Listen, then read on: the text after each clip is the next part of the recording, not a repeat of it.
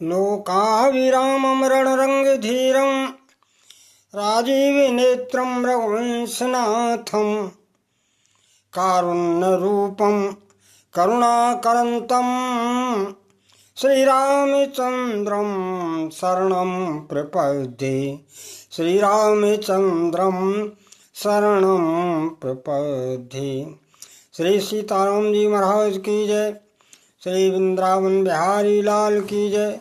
सद्गुरु भगवान की जय। राजस्थान प्रांत में झुंझुनू जिले में चड़ावा नाम का एक नगर है।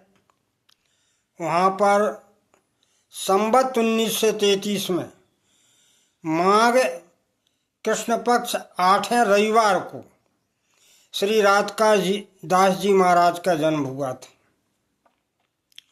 और जब ये 8 साल के हुए तो चड़ावा के एक प्रसिद्ध मंदिर था कल्याण राय जी का, उसमें दर्शन करने नित्य जाते थे। नित्य जो है भगवान से प्रार्थना करते थे कि हे कृपालु, संसार में सभी का भला हो, ऐसा इनका भाव नित्य था। वैसे आपने भगवान नाम, भगवत भक्ति और भक्ति महिमा पर अनेक रचनाएं लिखी। बहुत सी रचनाएं इनकी प्रसिद्ध हैं राजस्थान में। आप किसी भी देवता के प्रति अश्रद्धा भी नहीं रखते थे और एक दूसरे के द्वेष की भावना से आप अलग थे। आप किसी से द्वेष नहीं करते थे, चाहे इनसे कोई द्वेष करे या ना करे, लेकिन ये किसी से द्वेष नहीं करते थे। सर्वदेवन नमस्कारा केशवम प्रति गच्छति, ऐसी भावना इनकी थी। और संप्रदायवाद में भी आप नहीं फंसते थे। आजकल संप्रदायवाद में द्वेष की भावनाएं ज़्यादा चलती हैं, लेकिन ये संप्रदाय में किसी प्रकार भी द्वेष नहीं रखते थे। सब संप्रदाय को नमन करते थे। इनका नित्य का नियम था कि रात्रि को 2-3 बजे उठना, लघु शंका आज से निर्वृत्त होकर के हाथ में कुल्ला करके और भगवान के नाम का स्मरण करना, ये भगवान का भजन करते थे। और जब तक इनका नाम का स्मरण 1 लाख की संख्या न हो जाए, 1 लाख नित्य भगवत नाम लेते थे, तब तक ये मौन व्रत धारण करते थे, उठते नहीं थे। बहुत कोई आवश्यक ही बात पूछना हो तो ये स्लेट पर लिख देते थे, वैसे मौन व्रत ही धारण करते थे। और अपने व्रत को पूरा करके जब ये उठते थे तो नित्य क्रियाकर्मा से निवृत्त होकर, चूँकि इनका एक विद्यार्थी था जो गोपाल जी की महाप्रसादी बना देता था, प्रसाद लगा देता था, तो वो महाप्रसादी आपके पास आती थी। तब उसको पा करके आप अपना मौन व्रत खोलते थे। ये उनका नित्य का नियम था। और बिना भगवान को अर्पण किए तो आप जल भी नहीं लेते थे। और यदि प्रसाद के नाम से पुस्तक भी अगर कोई दे दे तो भी आप उसमें को खाने में हिचकते नहीं थे, क्योंकि वो महाप्रसाद समझ लेते, भले ही वो विष है उसमें। ऐसा इनका भाव था। जब ये राधा कृष्ण का नाम लेते तो इतने भावावेश हो जाते कि इनके नेत्रों में प्रेमांशु झलकने लगता था, आंसुओं की धार लग जाती थी। और आपका हृदय इतना सरल था कि आपको किसी का दोष दिखाई ही नहीं देता था। हालांकि आप ब्राह्मण थे, उच्च कोटि के भगवान के भक्त थे, फिर भी अन्य भक्तों की चरण को ग्रहण करने के लिए सदैव लालायित रहते थे, चाहते थे कि हमें भक्तों की चरणों की रज ग्रहण मिले। ऐसा इनका भाव था। और भगवान के किसी स्वरूप पर, भगवान का कोई भी स्वरूप हो, इनको अरुचि नहीं होती थी। सब स्वरूप का ही सम्मान करते थे, सबको अपना इष्ट, सब स्वरूपों में अपना इष्ट ही राधे गोपाल जी को देखते थे। ऐसा इनका भाव था। एक बार क्या हुआ कि इनके नगर में रामलीला आई, और रामलीला में जो बाल गोपाल राम लक्ष्मण सीता बने हुए थे, तो लीला चल रही थी। तो जब ये रामलीला देखने के लिए गए तो भगवान के उस रूप पर, हालांकि इन्हें बालक नहीं दिखाई दे रहे थे, तो ये मान रहे थे साक्षात भगवान। तो भगवान के उस रूप पर जी इतने बेसुध हो गए प्रेमावेश में, भगवान के उस रूप को देख करके प्रेमावेश में इतने बेसुध हो गए कि इन्होंने जाकर के राम जी के चरण पकड़ लिए, रोते रहे। और भला उस दिन रामलीला को वहीं रोकना पड़ा। ऐसे जो है आप, ऐसा भाव था आपका, क्योंकि आपकी दृष्टि में तो वो साक्षात भगवान थे। और कहाँ तक कहा जाए, आपकी साधुता, विनम्रता का तो बहुत ऊंचा आदर्श था। लोग बड़े जो है भाव से इनका आदर करते थे, इनका सम्मान करते थे, इनसे प्रेम करते थे। वैसे तो इनका नियम था कि 1-2 साल में वृंदावन जाते थे, लेकिन अंतिम दौर पर इन्हें कुछ ऐसा महसूस हुआ कि अब हमें वृंदावन ही रहना चाहिए। तो इस घर में सभी को छोड़ करके वृंदावन आ गए। वृंदावन में ये अपना स्थान बना लिया।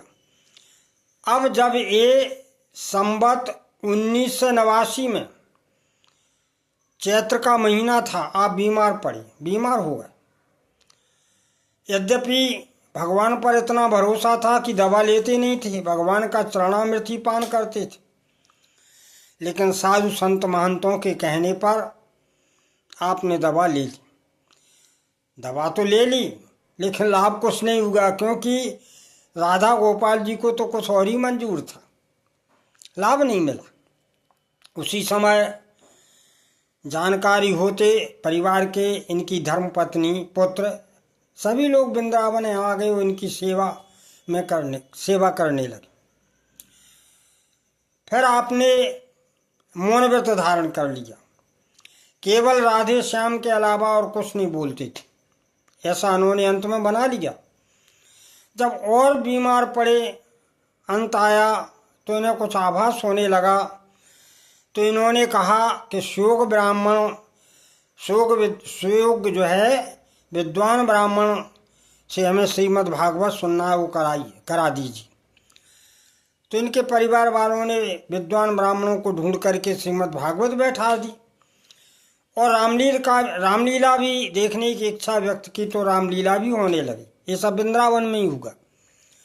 तो 7 दिन भागवत हुई, 7 दिन रामलीला हुई।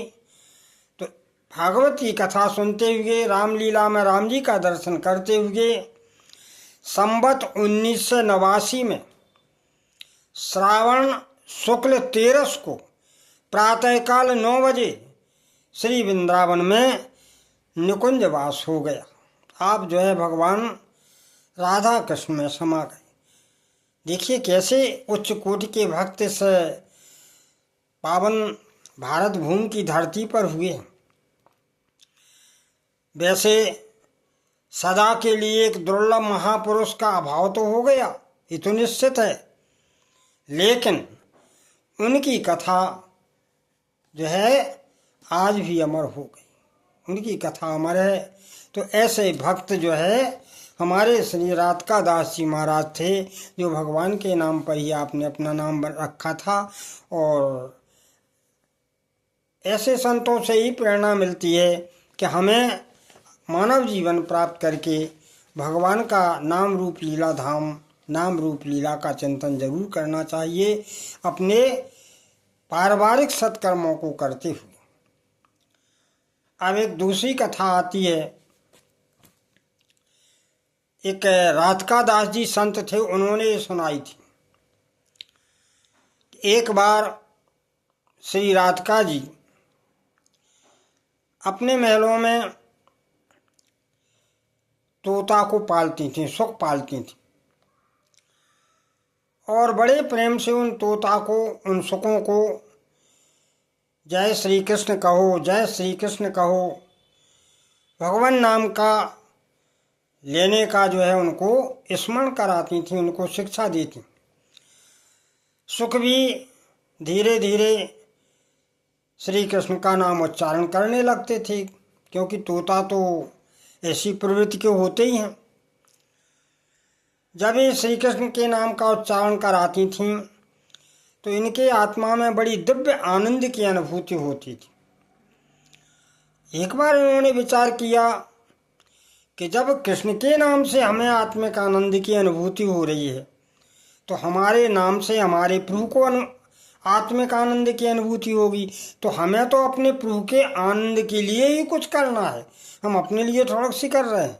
इसलिए उन्होंने उन सुखों को कृष्ण कृष्ण ना कह के राधा राधा जो है स्मरण कराना शुरू कर दिया। और जब राधा शब्द का स्मरण शुरू कर दिया तो लोगों ने देखा और सुना, तो सभी ने कहा कि भाई अभी तो आप कृष्ण का नाम का, हरि नाम का उच्चारण करा, अब आप अपना नाम क्यों उच्चारण करवा रही हो? अरे आप तो भगवान श्री कृष्ण से श्रेष्ठ बनना चाहती हो। तो जब इन्होंने किसी की बात नहीं सुनी, मुझे अपने ही बात पर अड़ी रहीं, तो इनकी आलोचना होने लगी। राधिका जी की लोग आलोचना करने लगे कि देखो अपने से श्रेष्ठ बताने के लिए अपना नाम उच्चारण जो है सुखों को करा रही। लेकिन उन्होंने उस पर ध्यान नहीं दिया। कुछ समय बाद एक अंतरंग सखी जो राधिका जी की थी, तो उसने राधिका जी से पूछ लिया, कह रही मैया तुम जो है इस तरह अपना नाम क्यों लेती हो, भगवान का नाम स्मरण क्यों नहीं कराती हो? तब राधिका जी ने बड़े प्रेम से उत्तर दिया, कैड़ी बहन, हम जब कृष्ण का नाम उच्चारण कराती थी तो हमें आत्मा में आनंद की लहर उठती थी। तो हमने सोचा कि ये हम अपनी आत्मा के लिए थोड़ा सी कर रहे हैं काम, हमें तो हमारे प्रीतम को कैसे आनंद मिले वो काम हमें करना है। इसलिए हमने राधा राधा कहना शुरू किया। अब हमारी कोई कितनी भी आलोचना करे तो हम उससे क्या लेना देना है, हमारे तो प्रभु को आनंद होना चाहिए। ऐसा भाव जब भक्त के हृदय में आ जाता है कि हम जो भी काम करें अपने प्रभु के आनंद के लिए करें, अपने प्रभु के जो है जिसमें प्रभु राजी हो वो काम हम करें, तो फिर भक्त बहुत उच्च कोटि का बन जाता है, इसमें कोई संदेह नहीं है। ये राधा जी ने ऐसा छोटी सी अवस्था में भाव दिखा करके जन जन को ये संदेश दिया कि भगवान की खुशी के लिए, भगवान के आनंद के लिए, भगवान की कृपा प्राप्त करने के लिए, भगवान जिसमें हमें राजी रखा है वो हमें करना है, वही हमको रहना है, वैसे ही हमको रहना है। तो ऐसा भाव जब भक्त का बन जाता है तो वो समस्त बाधाओं को पार कर जाता है और आनंद के सागर में लहराता। बोलिए आनंद कंद भगवान की जय।